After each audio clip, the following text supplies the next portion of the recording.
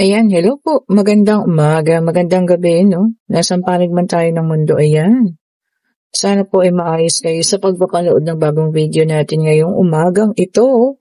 Ngayon po ay December 4 na, Huwebes, ayan. Thursday na po ng umaga. Ayan, tignan na natin kung kaninong reading ang ating makukuha ngayon. Ayan, meron tayo ritong 2 of Pentacles. Okay po.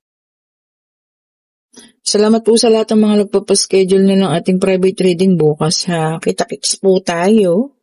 Then, meron tayo rito 10 of Wands. Ayan po, no?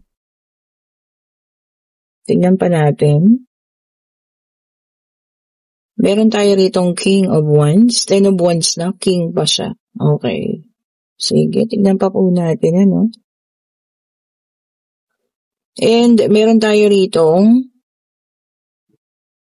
6 of Cups. Meron tayo Knight of Swords. Okay, tignan natin ha. Check pa po natin.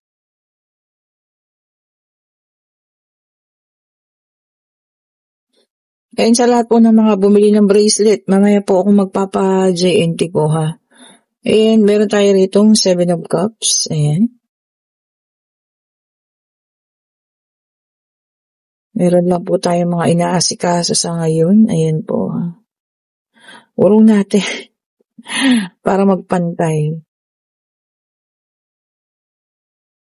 Uy, dalawa sila. Meron tayong 9 of Swords at meron tayong the Chariot. Okay po. So, ito na. Kompleto na ang ating situational reading. Meron tayong nakita rito, no? A person from the past. Maaring person mo to. Ayan ha.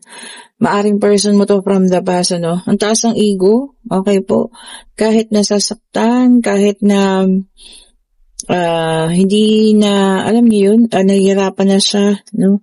Hindi niya pa ma-admit sa sarili niya na ikaw po ang kanyang kailangan. Ayan ha. Pero magkakaroon naman ng pagbabago. Ayan kung makikita niyo, no? This is a Knight of Swords. Makakapag-isip-isip. Ayan, no? Kasi hindi niya na rin siguro kinakaya, no? Yung guilt na ginawa niya sa'yo, yung sakit pala na ginawa niya sa'yo. Ngayon binabalanse niya lang yung mga bagay-bagay. Okay po. Maaring mag-reach out na because this is the Chariot, no? Ayan. Pwedeng mag-reach out ng message or pwedeng puntahan ka mismo niyan ha or makipagkita po. Sa ngayon, tawag dito, binabaliktad niya pa yung pangyayari, no? Sa isip niya, ikaw yung hindi makamove on. Pero siya yung hirap na po. Ayan. Siya yung tawag dito, nag-iisip na, no? Kung paano ka ma-reach out. So, diba? Sa mga kaibigan niya siguro, or sa mga people na kakilala niya, sinasabi niya, no? Ikaw hindi pa makamove on, ganyan. Pinapakita niya na okay siya. Pero yung pala, no, deep inside, yan yung nararamdaman niya. So, di ba? Ang galing magtago. Ang galing magtago ng nararamdaman. Ba't may mga ganun tao, di ba? Di, meron po talagang ganun. Yung mga ayaw magpakita ng tunay na nararamdaman. O, di ba naman? Nagising ba kayo na sobrang ginaw? Ako nagising ako ang ginaw, sobra. Nilalamig ako. Hindi ko alam dahil ba sa paparating na bagyo o talagang alam niyo yan, Christmas season na, 'di ba? And meron tayo ditong 3 of Cups. Ayan, gathering is coming talaga. No? Magkikita kayo at magkikita po. Hindi siya po pwedeng hindi mangyari. Nakatakda na kasi. Okay po. So, nakatakda na ang inyong pagkikita kung kailan man ito. No? Ayan. Sana handa ka rin, ano? Okay. So, ito sabi niya, kung magkikita man kayo, no? Sabi niya rito, you're going to hold on your own. Oh. Diba? Ibig sabihin yan, kung ano yung pinapaniwalaan mo, Kasi parang ang ano to masyadong ma-pride. O, diba? Gusto niya ikaw yung maging submissive kahit siya yung nagkamali. Ang pagiging submissive naman po, okay lang yan. Especially kung asawa mo siya or partner mo na tama yung ginagawa. Pero kung ganito naman, ako. O, diba? O, yan po. This is the tower, may dalang number 16. O. Galing pala yun, sobra palang tindi rin ang ginawa sa inyo, no? Kasi sabi niya, pain. O, diba? Kaya kayo naghiwalay. Matindi yung ginawa niya sa inyo. So, ngayon, hindi na kinakaya ng ego niya. So, siya na mismo yung magpaparamdam po, ha? And then, meron tayong Ace of Swords. Ayan. Nagkaroon na siya ng clarity, no? Realizing the truth, sabi rito, no? So, na-realize na yung katotohanan. Ayan. Nagkaroon na ng clarity, paglinaw sa isip niya, kung ano yung tama at mali. Oh, very good naman. O, diba? And sa second deck of card, talagang returning, sabi niya, no? Returning to one's roots. Babalik at babalik po, ha? Past influences.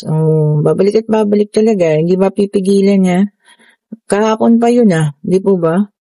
For the month of December, talagang meron at meron magbabalik sa buhay niya. Wow, ito na naman, And this could be a big changes. And this time, magiging honest daw siya. Oh, honesty is coming.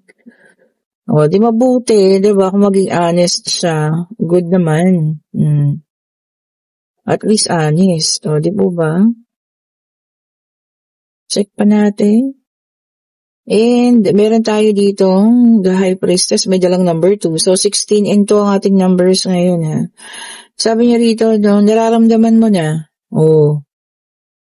Ramdam mo na po kung sino tong taong ito. Napo-foresight mo na. Nasa intuition mo na. So, kung sino man yan na nararamdaman mo, siya na nga po yan, ha? Siya na po ang taong pabalik. At siya na po ang taong parating. Ang taong maigo. Mataas ang ere. Pero ngayon, lulunokin niya yan. Nilunok niyang lahat. Tsare. O, di po ba? And, meron tayong the Chariot. Same thing doon, may number 7. And talagang willpower niya raw yun. Talagang kagustuhan po, ha? Walang nag-utos. Kagustuhan niya talaga. Magkaayos kayo, magbalik, Pero, hindi ako sigurado sa'yo. Baka hindi na rin kagad kaka-willing to patch things or fix things na talagang nasira na. Pero depende pa rin. Nasa sa inyo po, ha? Sabi nga, kayo at kayo magde-decide. Ayun, lumilipad pa ang ating baraha. So, meron tayo dito, 2 of Wands, fire sign.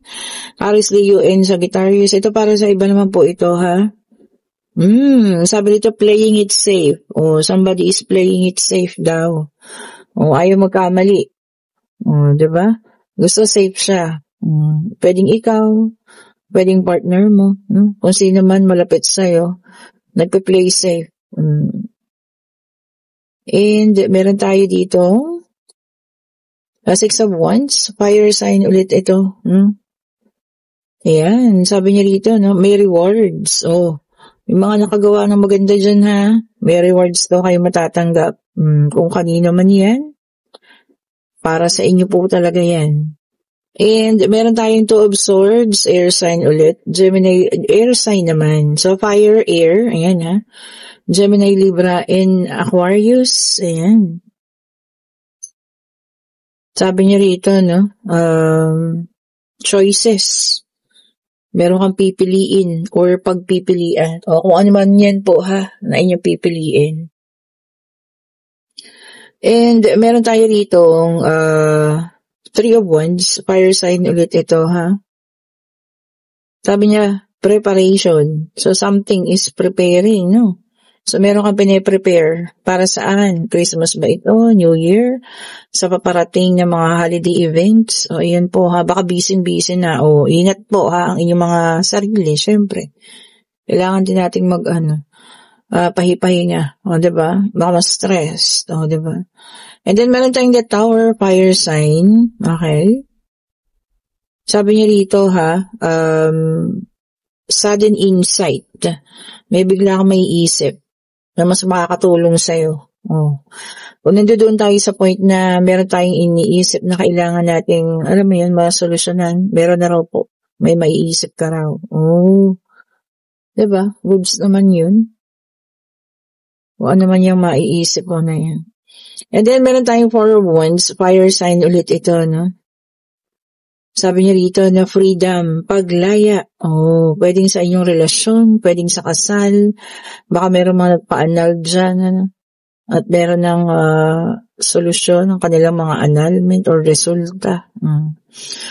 So, may freedom na ulit. O, di po ba? And then, meron tayong page of wands, fire sign ulit ito, no? O, naku, meron po kayo madidiscover. Discovery. Ay. Sana maganda, no? Kung ano man yung madidiscover nyo. Sana yung makakatulong. Sana yung hindi makakasakit sa inyo po, ha? Kung ano man yung discovery na yan. Di ba po, no?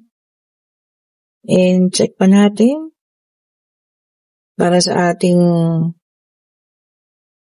third deck. And, the same thing, ano? The Hierophant. Sabi rito, forgiveness. Siguro lalambot ang puso, no, ng ilan sa inyo because of, holiday season, Christmas season. Okay lang po yan, di ba? Kailangan nating, magpatawad na. Di ba? Yun nga lang, mahirap makalimot. No, di ba po? Ayan. Kung kayo nasa situational reading, ha, na itong isang taong ito na sobrang taas ng ego, ayan, talagang magre-reach out na, kayo po. Diba? Kayo pa rin. Sabi ko nga, lagi kong iniiwan ang decision sa inyo. Ngayon, pwede na po kayong magtanong pag-ibig, financial, pangyayari. Ayun na agad. Ang bilis naman.